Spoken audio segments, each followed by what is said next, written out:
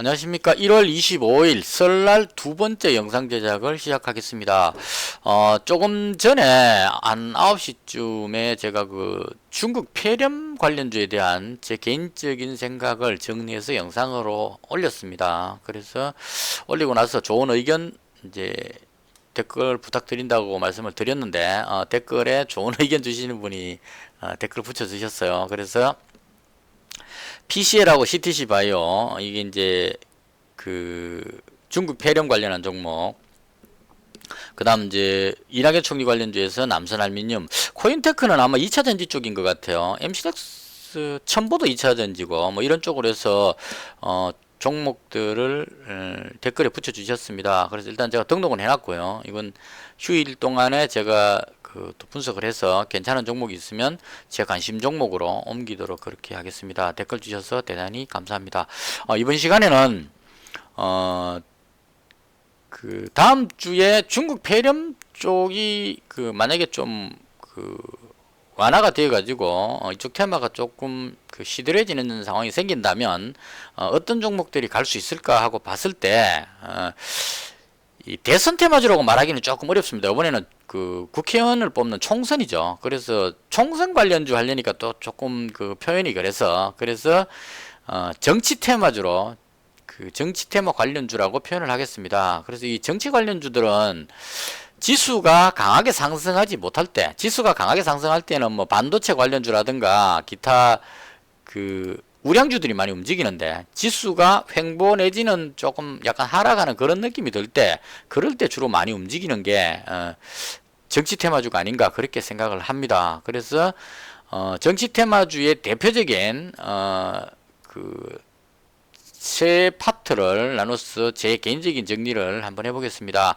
가장 첫 번째로 지지율 1위를 달리고 있으신 이낙연 전 총리 관련주입니다. 지금 지지율 1위고 더불어민주당 여당의 유력한 대권 후보다 이렇게 인식이 되고 있고 이미지도 상당히 좋은 그런 후보라고 보여집니다. 그래서 상당히 지지율도 높고 인지도가 높다 보니까 관련주들이 상당히 많습니다. 제가 적어놓은 것 이외에도 더 있지 싶은데 일단 혹시나 뭐 추가할 종목 있으면 댓글 주시면 제가 추가하도록 하겠습니다. 그래서 많은 종목들이 있고 1차적으로 강한 상승을 한번 하고 나서 2차 상승을 준비하고 있는 그런 상황입니다.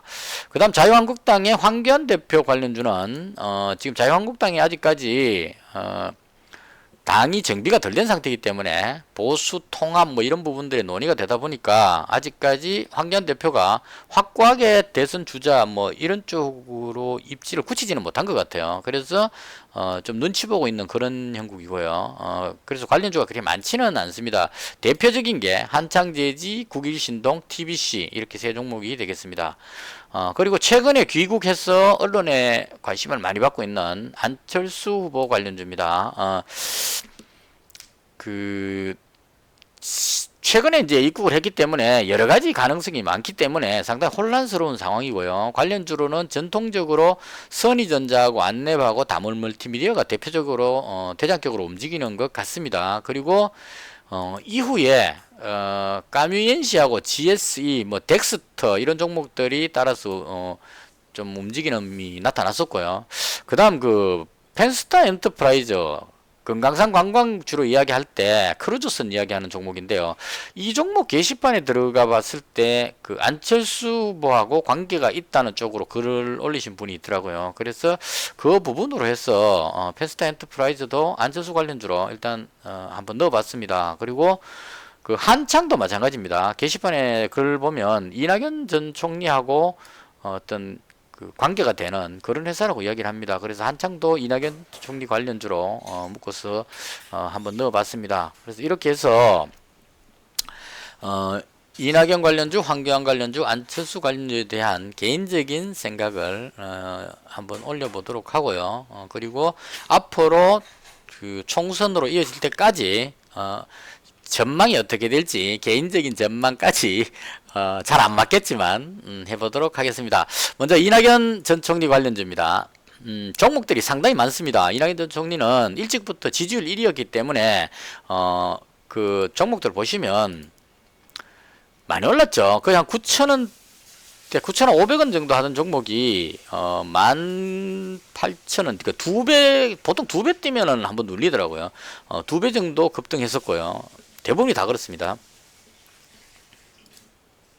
마찬가지죠. 이 만원짜리 종목이 거의 한 18,000원대 넘어가는 정도로 올라갔었습니다. 그래서 이런 식으로 차트가 1차 상승하고 나서 조정받고 이제 재차 상승하려고 하는 그런 모양들을 보이고 있습니다. 그리고 이제 뒤늦게 좀 뒤에 대장격으로 움직였던 게 서원인데요. 이 종목은 아주 저가형인데 한 1,500원짜리 종목이 한 4,500원까지 찍었으니까 한 3배 가까이 찍었습니다. 그래서 이 세력들이 끌어올리는 것 같고, 개인들도 이 종목을 상당히 좋아합니다. 근데 개인적으로 이 종목을 별로 좋아하지 않아서 저는 그냥 이 종목을 참고로만 사용합니다. 이 종목이 올라가면 이낙연 총리 쪽에 그 기대치가 올라가는구나 해서 다른 종목들을 매수하는 쪽으로 그렇게 합니다. 이 종목을 직접적으로 매매하지는 않습니다. 그 다음 개인들이 또 많이 선호하는 것 중에 국영 GNM, 이 종목도 저는 아니라고 생각하는데 시장이 그렇다고 하고 이제 올리고 있으니까 일단 강하게 올라갑니다. 이런 식의, 그 다음 한일 해저터널 관련해서 KT 서브마린, 뭐 이월드, 그런 식으로 종목들이 많습니다. 그리고 이 남선알미늄하고 TK케미칼, 이 종목은 상당히 좀 특이한 종목인데요. 남선알미늄하고 TK케미칼이 이낙연 총리 동생분이 이사로 있는 그런 회사다 해가지고 대장격으로 움직였었어요. 계속 대장격으로 움직이다가 급등하는 모습까지 나왔는데, 여기서 이낙연 총리 동생분이 퇴사를 해버렸다는 뉴스가 나왔습니다. 그래서 그 퇴사해버리는 걸로 해서 급락을 해버렸습니다. 여기서 완전히 이제 이낙연 총리 관련주에서 탈락을 한다, 이런 쪽으로 빠졌었는데, 이걸 바닥을 다지고 나서 최근에 다시 들어올리고 있습니다. 그래서 이 부분은 이제 생각을 어떻게 해야 되느냐 하는 부분인데요. 그동안 낙폭이 크기 때문에 들어올렸다, 이렇게 볼 수도 있고, 이 대선 테마주 특징이 관계가 없어져도 예전에 대장이라고 생각하면 대장이다, 한번 대장은 영원한 대장이다, 이렇게 해서 묻지마로 올라가는 경우도 있습니다. 그래서 최근에 올라가고 있는데, 이런 경우는 저는 들어가지 않습니다. 왜냐하면 동생분이 퇴사해버렸기 때문에 직접적인 연결고리는 끊겼다고 보는 것이 맞을 것 같거든요. 그래서 이건 제가 경험했을 때 예전에 누구죠? 반기문 유엔 사무총장님, 그분 관련주에서 움직일 때 보시면 보성파워텍이 대장격이었거든요. 반기문 총장이 대선 나오는 그 즈음에 올라갔던 부분인데 대장으로 움직였는데, 그러고 나서 반기문 전 총장님 동생분 반기호신가, 그분이 뉴스에 좀 언론에 좀 시끄러운 소리가 나고 해서 반기문 총장이 대선 후보를 그만두시고 나서 그분이 퇴사를 한 걸로 알고 있습니다. 그래서 급락해버렸어요. 확 빠져버렸습니다. 급락해버리고 나서 그 뒤에 최근 들어와서 반기문 전 총장이 미세먼지 관련해서 정기 쪽으로 들어왔을 때인가 그때입니다. 그러니까 뉴스가 나오니까 보성파워텍은 반기문 총장 대장주다, 이렇게 해갖고 그냥 상승해버리는 겁니다. 쫙. 동생은 퇴사해버렸는데 그냥 올라가는 겁니다. 올라가다 보니까 이제 사람들이 퇴사하고 없는데 자꾸 이야기하니까 이제 다시 밀려 내려가는 거예요. 이런 식의 흐름이 나온다, 이런 얘기입니다. 그래서 그런 관점으로 봤을 때 제가 봤을 때 이낙연 총리 관련주 중에도 남선알미늄은 퇴사를 해버렸기 때문에 다시 입사하지는 않았을 겁니다. 제가 뉴스를 안 찾아봤는데, 그래서 퇴사해버린 상황에서 이낙연 총리 대장주다 그러고 막 올리기에는 좀 부담스럽지 않나 생각합니다. 그래서 불안감이 있기 때문에 이런 경우는 저는 들어가지 않습니다. 일단 최근에 강하게 위로 올리는 그런 흐름이 나왔다. 이게 남선알미늄이 기차에 들어가는 알미늄 제품 뭐 이런 것도 들어가기 때문에 그런 쪽하고 연결돼서 움직였나는 생각도 약간은 드는데, TK케미칼도 같이 움직이는 걸로 봐서 이 정확한 이유는 모르겠습니다. 급락했던 부분을 들어 올리고 있다는 점에서 조금 의문을 가지게 하는 그런 종목입니다. 그래서 이런 식으로 해서 여러 종목들이 있는데, 제가 봤을 때 제 주관적으로 가장 괜찮다고 생각되는 종목들 몇 개만 소개를 드리겠습니다. 제일 먼저 저는 우원개발 상당히 좋게 보는데요. 이 종목을 좋게 보는 이유는 우원개발이 건설회사인데요. 철도 관련한 부분에 상당히 인지도가 높은, 그러니까 중국에서 유럽으로 이어지는 시베리아 아니죠, 그게 맞나요? 시베리아 횡단철도인가요? 여튼 중국에서 추진하는 그 대륙 철도 관련한 뉴스가 나올 때 대장으로 움직였습니다. 그래서 마찬가지로 남북 철도 건설 이런 쪽으로 나오게 되면 우원개발도 같이 영향을 받지 않을까 그렇게 생각합니다. 우원개발하고 특수건설이 거의 비슷하게 움직입니다. 모양을 보시면 비슷하게 움직이는데 둘 다 철도 관련한, 특수건설은 교량건설 같은 그런 쪽이고 그래서 둘 다 비슷하게 움직이는데 우원개발이 좀 더 강하게 움직이니까 둘 중에 우원개발을 저는 생각을 합니다. 이 종목을 좋게 보는 이유는 최근 실적 보시면 지금 2018년도에 영업이익이 14억인데 2019년도 원래 영업이익이 상당히 많이 나오고 있죠. 그러니까 벌써 아마 220억 정도 나오니까 엄청난 이익이 그 실적이 호전됐다 이렇게 볼 수 있을 겁니다. 매출도 1300, 2100에 이 4, 4분기 합치면 2,500억 돼서 매출과 영업이익이 껑충 뛰고 있습니다. 그래서 그런 연유로 해서 실적이 상당히 호전되고 있는 테마주다. 그런 관점으로 유동 주식 물량도 그렇게 많지 않고요. 그 최근에 여기서 밀렸던 부분은 전환사채 물량 때문에 밀렸는데 이 부분은 뭐 전환사채 물량이 뭐 25만 주, 18만 주 이렇게 나왔는데 그건 다 소화가 되고 나면 악재가 끝나버리는 거기 때문에 그리고 들어올렸다 이렇게 볼 수 있을 것 같습니다.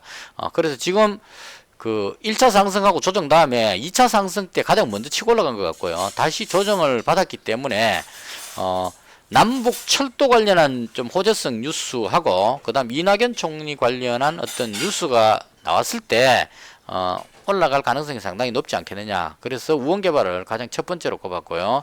그 다음 번양건영이라는 종목이 강하게 올라갔다가 2차 상승 후에 좀 조정을 받았습니다. 그래서 이 종목도 그냥 제가 실적을 봤을 때 1500만 주 유동에다가 맨 건축 토목 쪽입니다. 실적이 그렇게 나쁘지 않은 전년 대비 나쁘지 않은 괜찮은 쪽으로 나옵니다. 부채 비율 유보율은 조금 썩 좋아 보이진 않는데 대신에 가격이 좀 저렴하죠. 그래서 그런 걸로 했을 때 괜찮지 않을까. 어느 정도 내려왔기 때문에 여기서 더 빠지는 것보다는 다시 덜 올릴 가능성이 크겠다 싶어서 두 번째로 범양건영 보고 있고요. 그 다음 보라티알이라는 종목이 있는데요. 이 종목은 그 실적이 탁월한 건 아닙니다. 아닌데 그 부채 비율 유보율에서 상당히 조금 높게 보고 있고 그리고 이 보시면 뭐 파스타, 올리브 오일, 토마토 소스 뭐 이런 식으로 식자재 유통이죠. 그래서 이건 경기를 그렇게 크게 타지 않을 것 같은 종목이고 그냥 제가 봤을 때 차트상 다른 이낙연 총리 관련주들이 다 밀리고 있는 이 즈음에 대체로 밀리고 있는 이 상황에 안 밀리고 들어올리고 있다는 점에서 좀 높게 보고 있고요. 그 다음 여기서 위로 조금만 더 밀어 올리면 앞쪽 매물대를 뚫고 넘어가는 거기 때문에 위로 치고 올라갈 가능성도 있지 않을까 하는 생각이 듭니다. 그래서 그런 관점으로 했을 때 위쪽으로 올라갈 가능성이 높지 않을까 해서 보라티알 이 종목 주의해서 보고 있고요. 그 다음 남아토건하고 남아산업은 그 중마고우라는 분이 있는 회사인데요. 남아산업 대표이면서 남아토건의 부회장으로 알고 있습니다. 그래서 두 종목 다 비슷하게 움직이는데 개인적으로 봤을 때 뭐 남북 철도 건설 이런 쪽으로 관계가 된다고 보면 남아토건 쪽으로 가보는 게 어떨까 하는 게 개인적인 생각입니다. 그래서 이 종목 괜찮아 보이고요. 그 다음 이제 서원은 시장에서 개인들이 상당히 좋아하는 그런 종목이고요. 대창은 서원하고 같이 따라서 움직이는 그런 역할을 합니다.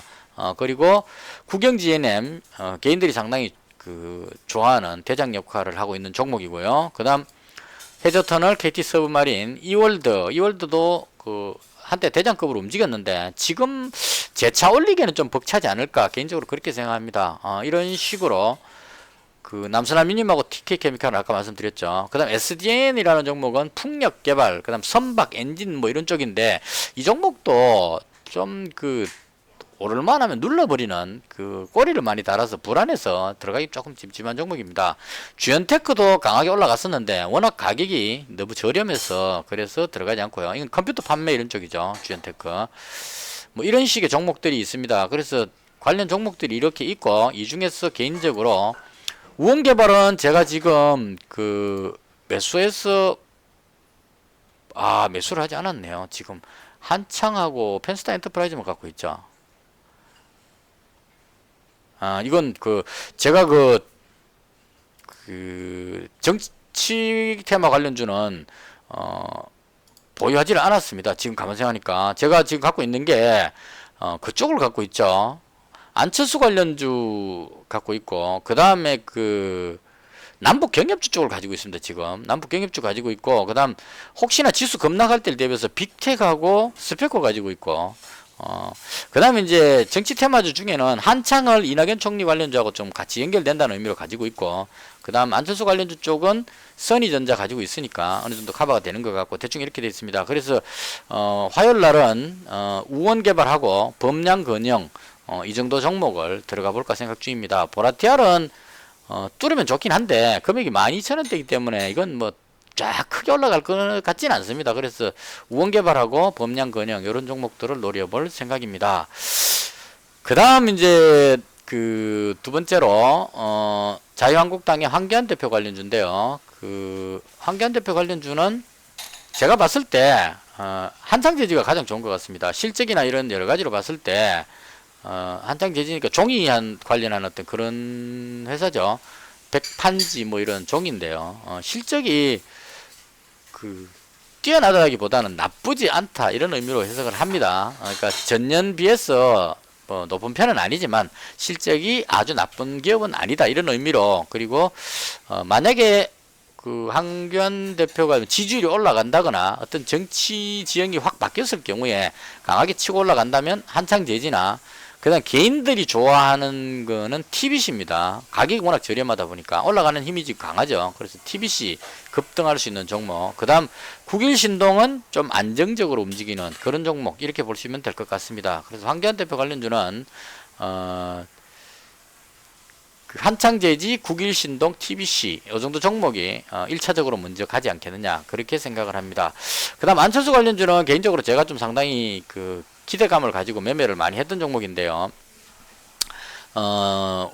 이 종목은 참 제가 12월 달에 귀국 가능성 이야기 할 때 그때 선의전자를 잡았었어요. 여기서 잡았던 것 같습니다. 잡았다가 26일 날 12월 26일 날 12월 30일이군요. 30일 날 2019년 마지막 날이기 때문에 모든 종목을 다 정리하고 넘어가겠다고 이야기를 하면서 갖고 있던 걸 다 팔아버렸습니다. 현금 100%로 싹 다 팔아버렸는데 1월 2일 날 귀국한다는 안철수 대표 발표가 나오고 나서 갭으로 상하가 들어가 버렸습니다. 그래서 여기서 한번 놓쳤고, 그 다음에 지수 급락할 때 밀렸을 때 이때 잡았습니다. 이때 잡아가지고 대충 한 이 정도 선에서 정리가 어느 정도 됐었고요. 정리되고 나서 지금 급락을 했는데, 하고 나서 지금 거의 하락세가 멈춰지는 그런 상황입니다. 이 급락은 총선 불출마 뉴스 나오면서 급락을 했습니다. 그래서 저는 이제 다행히 그 전에 일요일날 귀국하고 나면 재료 노출로 해서 빠질 것 같아서 다 정리해버렸는데 급락해서 내려왔습니다. 그래서 이제는 잡을 때가 되지 않았느냐. 그리고 새로 잡을 때는 제가 까뮤이엣이라는 종목이 아주 강해 보이길래 이 종목을 잡았었는데요. 이게 계속 밀리더니만은 대주주가 매도하는 뉴스가 나왔습니다. 그래서 이건 저도 처음에 이거 이상하게 생각했거든요. 다른 건 다 괜찮았었어요. 실적도 전년 대비 괜찮게 나오고, 부채 비율, 유보율도 그렇게 나쁘지 않고, 유동 물량은 좀 많은 편이긴 한데 대체로 괜찮았습니다. 그리고 건설 PC 공법을 이용한 건설 이런 쪽이기 때문에 괜찮았어. 이게 대장으로 가겠다 싶어서 흐름도 보면 상당히 강하게 올라갔기 때문에 조정받고 나면 5일선 터치하고 오르지 않겠나 싶어서 한번 들어가 봤는데, 그 다음 또 밀리길래 이거 왜 이러지 이러고 봤는데 대주주 매도라는 뉴스가 나왔어요. 그래서 뭔가 이상하다 싶어서 봤는데 이게 대주주가 특정 개인이 아니고 베이스 HD, 이게 아마 무슨 투자 펀드나 이런 쪽인 것 같아요. 그래서 이쪽에서 물량을 꽤 많이 팔았던 것 같습니다. 300몇만 정도 팔았던 것 같은데요. 그래서 이 뉴스 보고 나서 바로 팔아버렸습니다. 한 2만원 손해보고 팔았는데요. 팔아버리고 그 다음에 이제 이 종목은 신뢰할 수 없기 때문에 제 관심에서 이제 지워버렸죠. 그래서 그 안철수 관련주라고 다들 주장하긴 하는데 대주주 매도 이런 거 나와버리면 일단 판단이 안 되기 때문에 일단 제가 매도해버렸고요. 그러면 이제 전통적으로 봤을 때 가장 대장주는 안랩하고 그 다음 선의전자라고 봅니다. 안랩은 뭐 워낙 안철수 대표가 만든 회사이기 때문에 당연하겠죠. 그래서 이 회사하고 그 다음 그 선의전자하고 이 종목을 좋게 보는데 개인적으로 생각할 때 안랩은 뭐 가격이 너무 7만원대고 이렇게 해서 선의전자가 낫지 않겠느냐 해서 선의전자를 그 목요일날 매수를 했습니다. 그래서 안철수 후보가 어떤 인지도가 올라가게 되면 상승하지 않겠느냐 이렇게 생각을 하고, 선의전자도 마찬가지입니다. 뭐 전자제품 만드는 그런 쪽 그 진동자 이런 거 만드는 회사인데요. 유동 주식 수가 어느 정도냐면 3천만 주니까 물량은 좀 많은 편에 속하고요. 그 다음 실적을 봤는데 그렇게 나쁘지 않다는 얘기죠. 2018년도에 영업이익이 6억인데 지금 2019년도 현재까지 25억이기 때문에 실적이 그렇게 나쁘지 않다, 이런 의미로 해석이 됐습니다. 그래서 실적도 괜찮고 그동안 급등했다는 이 부담 때문에 이제 그 밀리는 현상인데요. 이게 어느 정도 그 조정을 끝내고 나면 호재성 뉴스가 나오면 날아가지 않겠느냐. 그동안 움직임 보면 가장 강하게 움직이는 거기 때문에, 그래서 대장 관점으로 선의전자를 노려봤습니다. 이렇게 해서 제가 봤을 때 총선 관련주는 이낙연 총리 관련주, 황교안 관련주, 안철수 관련주 이렇게 세 파트로 나눠서 보고 있고요. 앞으로 어떻게 될 것이냐 하는 부분인데요. 이 부분은 그 말씀드리기 전에 이걸 한번 꼭 보여드리고 싶어요. 코스틀라니 선생님이 쓰신 책에 그 10가지 금기사항이라고 해서 매매할 때 이런 건 절대 하지 마라 하는 금기사항에 이 내용이 나옵니다. 저도 이 내용 보고 깜짝 놀랐는데요. 정치적 성향, 즉 지지나 반대에 의해 심리적 영향을 받지 마라.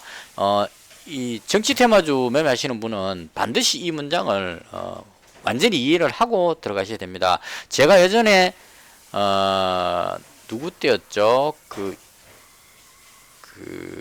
누구죠? 이명박 대통령 그 후보 나오던 그 시절에, 그 당시 때 그 이명박 대통령 반대쪽에, 정동영 의원, 뭐 이쪽 그 선거할 때, 개인적으로 이명박 대통령이 여론이 별로 안 좋았죠. 그래서 이명박 대통령 관련주 이화공영, 뭐 특수건설, 정말 사기 싫었습니다. 내가 싫어하는 사람인데 그 종목을 산다는 것은 우리 사람 심리에 그런 게 있습니다. 내가 지지하는 것 같은 그런 연결성을 가지기 때문에 배신할 수 없다 이래가지고 그 매매를 거의 잘 안 하게 되죠. 대신에 정동영 관련 후보 관련주 쪽은 매수할 때 쉽게 매수가 됩니다. 왜냐하면 내가 밀고 있는 그 후보기 때문에.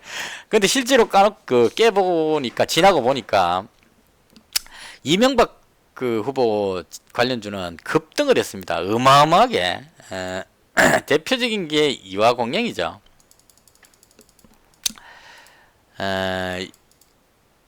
경험상 말씀을 드리는 거예요. 자, 이화공영이 대선 테마 들어가기 전에 1,000원짜리 종목이 최고치 올라간 게 25,000원까지 올라갔습니다. 어마어마하게 올라갔죠. 물론 이제 올라갔던 게 다 그냥 그 대선 끝나고 나서 되돌아왔습니다. 이건 꼭 생각하셔야 돼요. 대선 끝나고 나면 다시 되돌아온다는 거 원상복귀 합니다. 그래서 그걸 감안해야 되고요. 이렇게까지 올라갔다 이런 얘기입니다. 그래서 내가 이명박 후보를 지지하지 않고 아주 싫어하더라도 주식 투자하는 사람은 올라가는 종목, 그러니까 이명박 후보가 당선될 확률이 상당히 높았습니다. 지지율이 탁월했습니다. 오죽하면 영국의 신문에서 대한민국의 대선 선거를 하는데, 대통령 선거 하는데, 그 당시는 이제 정동영 후보가 여당이었고, 이명박 후보가 야당이었죠. 야당의 후보로 개를 내놔도 당선될 지경도다. 그 정도로 여당의 이미지가 안 좋았다. 이런 그 이야기를 했었습니다. 그래서 당선 확률이 거의 확실하기 때문에 이때는 내가 싫어하는 정치인이더라도 그쪽에 들어가야 된다는 거죠. 투자하는 사람은. 그래서 이 말씀을 제가 재차 강조하는 이유는 제가 정치 테마주 이야기할 때마다 계속 그 걸리는 부분이, 어떤 예상을 해서 제가 그 말씀을 드리면, 예를 들어서 안철수 후보가 억수로 잘 될 거라고 제가 이야기를 하게 되면 진보 쪽이나 보수 쪽에 계시는 분들이 말도 안 되는 소리 하지 마라 그러고 이제 저한테 화살이 날라오게 된다는 얘기입니다. 그렇다고 해서 제가 또 그 이낙연 총리 쪽으로 이야기하면 보수 쪽에 있는 분들이 지금 나라 돌아가는 꼬라지 마라 이러면서 또 막 비난을 하고, 그 다음에 그 황교안 대표 쪽으로 이야기하면 또 그 진보 쪽에 있는 이런 쪽 사람들이 댓글로 저를 공격을 하게 되는 겁니다. 말은 안 해도 마음적으로 그렇게 할 수 있다는 얘기입니다. 근데 그렇게 보지 마시고 적어도 투자자는 정치 관련 테마를 투자하는 사람들은 정치적 성향, 내가 누구 쪽의 편이다, 진보다 보수다 이런 거에 대해서 절대 영향을 받으면 안 된다는 얘기죠. 안 받으려고 해도 영향이 좀 박해지는데 될 수 있으면 피하려고 노력해야 되는 얘기입니다. 그래서 즉 지지나 반대에 의해 심리적 영향을 절대 받으면 안 된다 이런 얘기입니다. 말씀드렸습니다. 자, 그런 이야기를 말씀을 드리고 나서 정치와 전혀 무관하게 누가 당선 가능성이 높은가에 맞춰서 그 종목들을 사면 올라갈 확률이 높겠죠. 그런 관점으로 제가 예상하는 걸 설명을 드리겠습니다. 일단 확률이 가장 높은 것은 이낙연 전 총리가 가장 높을 것 같습니다. 지금 어제 뉴스에 나오는 지하철을 타고 시민들과 이야기하고 기념사진 찍고 시장을 방문하고 하는 이 행보가 벌써 하면 대선 주자로서의 행보로 보여집니다. 그리고 지지율 1위고 무엇보다도 탄탄한 그 더불어민주당의 조직력을 갖추고 있습니다. 지금 아마 모르긴 몰라도 더불어민주당 쪽에 있는 관계자들은 이번 댓글 같은 거 보시면 경제가 엉망이고 그다음 또 검찰 추미애 법무부 장관이 검찰총장 윤석열 총장 좀 손발 자르고 이런 거 보면서 막 붕괴를 하는 글들이 많죠. 그래서 이렇게 하게 되면 사람들이 전부 등을 돌릴 것이다, 독재다, 이렇게 막 떠들고는 있는데, 제가 봤을 때 막상 선거를 하게 되면 조직 싸움이기 때문에요. 지금 더불어민주당의 조직력이 가장 안정적으로 잡혀 있다 이렇게 생각을 합니다. 그래서 일부 보수 쪽 관점으로 봤을 때는 나라가 엉망이고 죽어도 안 찍다 할지 몰라도 워낙 탄탄한 어떤 흔들리지 않는 그런 조직력을 갖추고 있다. 그래서 이낙연 전 총리 인지도도 높고 해당 더불어민주당 지지 정당도 탄탄하기 때문에 현재로서 봤을 때는 가장 승률이 높을 가능성이 있다. 종로 출마하셨는데 제가 봤을 땐 거의 당선 확률이 상당히 높을 겁니다. 그래서 국무총리 하실 때의 돼지열병 같은 거 퇴치하고 이럴 때 보면 수첩에 탁탁 적어가면서 뭔가 꼼꼼하게 잘 해내고 있죠. 물론 조국 씨 등장하고부터 조금 휘말리는 이런 느낌이 있긴 있었지만 그런 부분들은 직접적으로 연결되는 부분이 아니기 때문에, 그래서 이낙연 전 총리가 가장 당선 가능성이 높기 때문에 제가 보는 관점에서, 그래서 아까 말씀드린 우원개발, 범양건영, 남아토건, 남아산업 이런 쪽에, 그러니까 급등을 노리고 서원, 국영, GNM 이렇게 들어갈 수도 있을 겁니다. 이렇게 들어갈 수도 있는데 저는 개인적으로 급등 먹으려고 들어갔다가 추락해버릴 위험성도 있기 때문에 이것보다는 조금 오르더라도 안정적으로 오르지 싶은 종목, 실적이 좀 동반된 종목으로 잡고 싶다. 그렇게 해서 제가 보는 게 이제 우원개발부터 차트 그림상으로 봐도 나쁘지 않은 것 같아요. 어느 정도 조정받았기 때문에 남북 경협이나 이런 주변 중국 폐렴 같은 게 좀 진정이 되고 나면 재차 상승하지 않겠느냐 그렇게 생각합니다. 다 보면 지금 급등 후에 지금 조정을 받았기 때문에 들어가면 괜찮지 않을까 하는 그런 위치에 와 있다. 저는 그렇게 생각을 합니다. 그래서 이낙연 전 총리 관련주가 가장 유망해 보이고요. 그 다음 개인적으로 황교안 대표 쪽은 조금 불안감을 가지게 합니다. 황교안 대표가 지금 삭발도 하고 단식도 하고 여러 가지 솔선수범해서 뭔가를 보여주는 부분은 높이 평가를 합니다. 그런데 문제는 자유한국당이라는 당 자체가 과거라는 그게 문제입니다. 태극기 부대가 아직 엄연히 살아 있고, 그리고 당의 승리에 앞서서 내가 국회의원이 돼야 되겠다는 그런 정권 욕심이 국회의원들은 더 앞선다고 봅니다. 그러니까 당이 있고 내가 있다 이런 관점으로 생각을 안 하는 것 같아요. 그러니까 당을 위해서 내가 희생하겠다 이런 마인드로 접근하면 좋은데 대체로 제가 받는 국회의원들은 그렇지는 않은 것 같아요. 내가 있고 당이 있다고 보는 것 같아요. 그래서 내가 당선 안 될 것 같으면 차라리 판을 깨버리자는 이런 행동을 하는, 서슴지 않고 하는 경우를 많이 봅니다. 그래서 그런 관점으로 봤을 때 지금 자유한국당이 선거에 점점 다가가게 되면 황교안 대표가 모든 걸 총괄해 가지고 그 보수 쪽에 자유한국당이 그 제일 정당이 될 수 있도록 힘을 모으자 이렇게 가주면 가능성이 있는데, 저는 그렇게 대한민국 정치하시는 국회의원들이 그렇지 않다고 봅니다. 그래서 혹시나 황교안 대표가 힘이 강해지면 공천 이런 데서 자기 쪽 황교안 쪽 사람들을 쓰고 나는 튕겨 나가는 것이 아닌가 싶어서 미리 견제를 해버리죠. 그래서 태극기 부대 이런 쪽 사람들은 대구 쪽 지지 이런 걸 해가지고 힘을 모아가지고 오히려 그 옆에서 발목을 잡는 그런 행동들을 할 가능성이 상당히 높습니다. 그래서 그런 부분들의 그 혼란성이 남아 있고, 그다음 유승민 의원을 비롯한 그 신보수당인가요? 뭐 그쪽 사람들하고 통합 이야기가 나오는데 모든 걸 다 내려놓고 통합하면 좋겠지만 그게 또 안 된다는 거죠. 기존 자유한국당의 기득권을 가진 국회의원들이 우리가 쪽수로 봤을 때 월등히 많은데 저 몇 명 되지도 않은 쟤들하고 동등한 입장에서 통합을 한다, 뭔 헛소리를 하느냐, 이런 식으로 나올 가능성이 높습니다. 왜냐, 자기들의 국회의원 당선이 더 우선이기 때문에 그렇습니다. 당이 중요한 게 아니고 내가 되고 보자가 우선이기 때문에 그렇다는 얘기입니다. 그래서 그런 관점으로 봤을 때 좀 힘들지 않겠느냐, 저는 그렇게 봅니다. 그래서 현재의 정치가 이낙연 전 총리가 맡고 있는 더불어민주당이 현재의 정치죠. 지금 현재 진행형, 물론 정치적인 경제적인 부분에 그 자영업 하시는 분들이나 중소기업 이런 쪽 사람들은 힘들다고 말을 합니다. 근데 상대적으로 뭐 여러 가지 지원금들을 주고 해서 돈이 좀 없는 편에 속하는 사람들한테는 여러 가지 혜택을 주는, 돈을 막 뿌리고 있는 그런 편이기 때문에 경기 부양을 위해서 그 자체를 잘했다 못했다를 떠나서 그 사람들 입장에서 봤을 때는 좋은 거죠. 그러니까 극단적으로 말씀드리면 제가 지금 장사를 하고 있기 때문에 현 정부의 정책은 상당히 마음에 들지 않습니다. 근데 제가 이 장사를 접고 나서 그냥 뭐 그 뭡니까 구청 같은데 있던 일자리를 얻어가지고 나이 좀 되면 뭐 그죠, 교통정리 이런 거 하고 이제 기본 돈 나오죠. 뭐 그런 쪽으로 만약에 일자리를 찾는다면 오히려 지금 현재의 정부가 더 적합할 수도 있다는 얘기죠.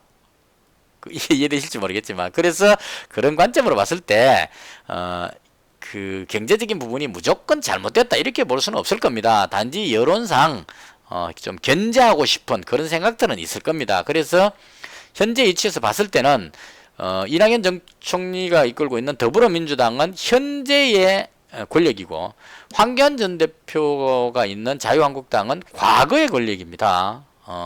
박근혜 대통령 시절에 국무총리를 지내셨고 과거의 어떤 정치죠. 그럼 이제 여기서 봤을 때 투표하는 사람 입장에서 봤을 때 현실 정치가 제대로 안 돌아간다, 불만이 있다.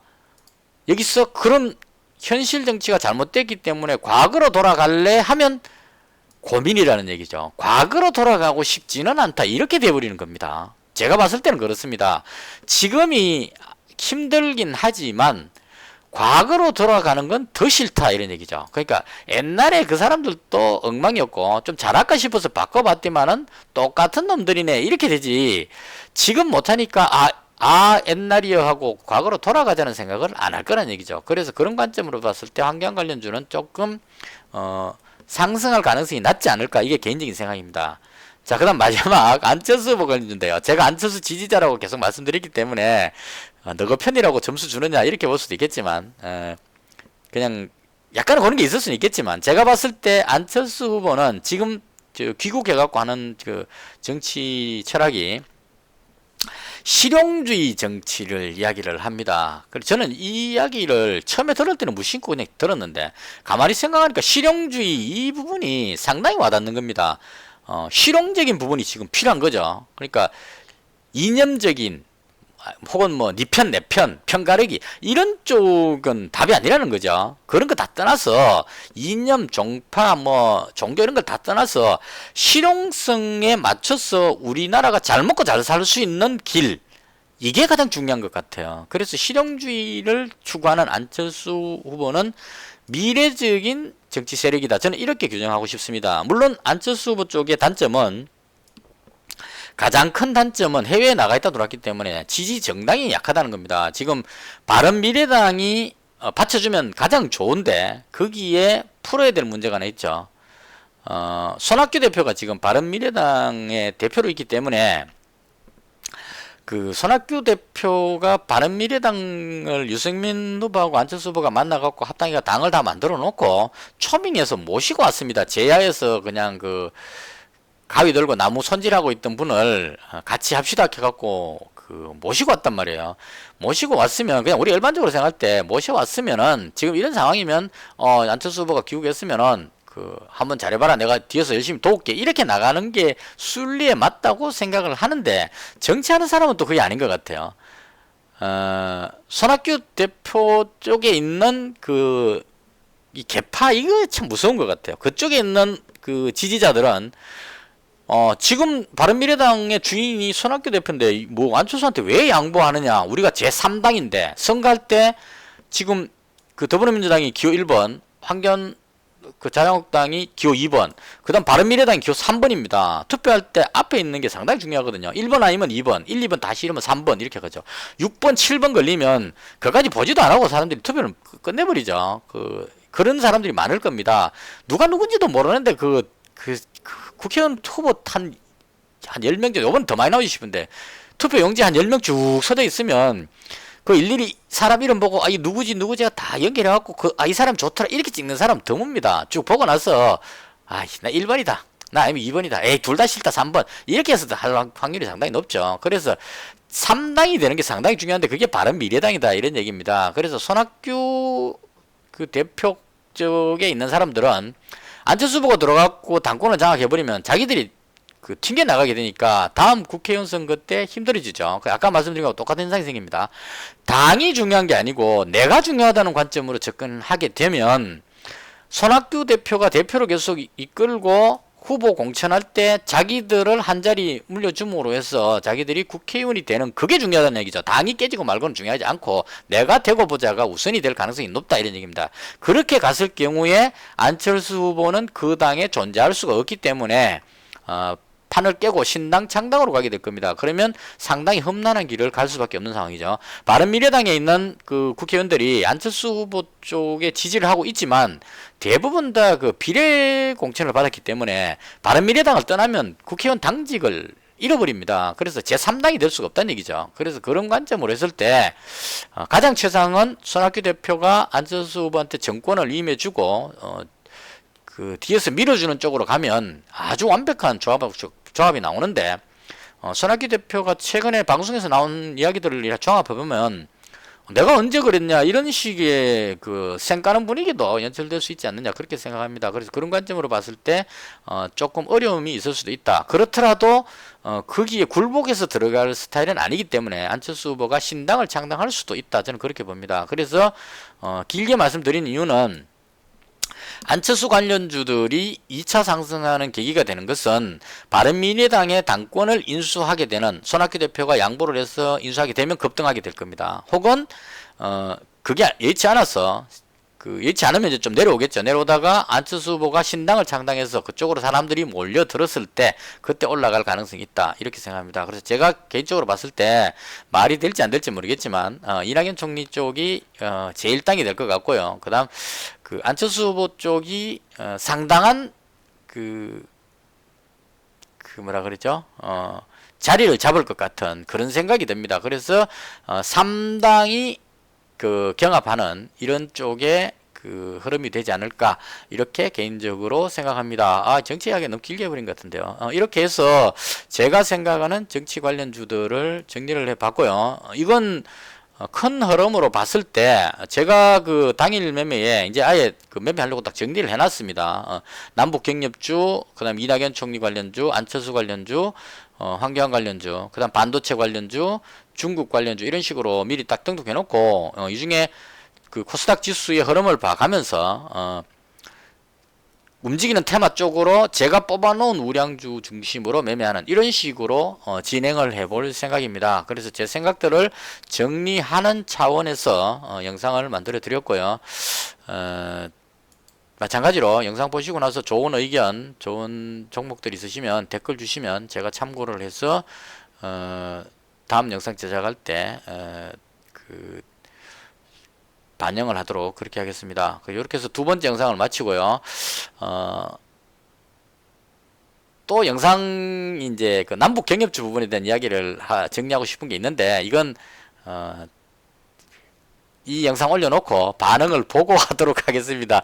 뭐 쓸데없는 이야기를 길게 떠들고 있느냐 이런 분위기라면 굳이 올려봐야 또 욕망 먹을 것 같아서 앞에 올려놓은 두 영상을 반응을 한번 보고 괜찮다 싶으면 휴일이 기니까 그죠?